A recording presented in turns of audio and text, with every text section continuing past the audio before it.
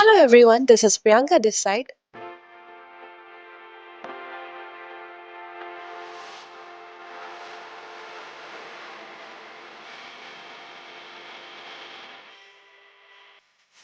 আৰু মেকআপ লৈ থকা কাৰণে মানে কি হয় স্কিনটো যিমানে মই হাইড্ৰেট কৰি ৰাখিব ট্ৰাই নকৰোঁ যে ডিহাইড্ৰেশ্যন টাইপ ফাষ্ট ফুড এটাও মই নাখাওঁ ঠিক আছে এইটো ভাল কথা তুমি খোৱাৰ চেনি নাখাওঁ একেবাৰে মইশ্চাৰ content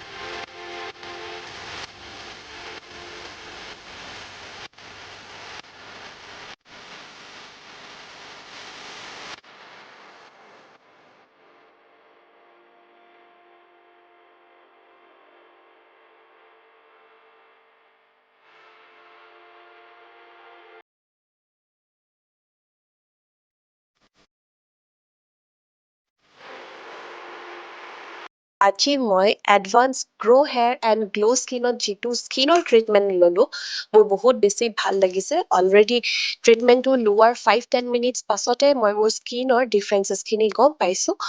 and once again thank you so' much advance grow' hair and glow' skin মোক ইমান ধুনীয়াকৈ গোটেইখিনি কথা স্কিনৰ বিষয়ে বুজাই দিয়াৰ বাবে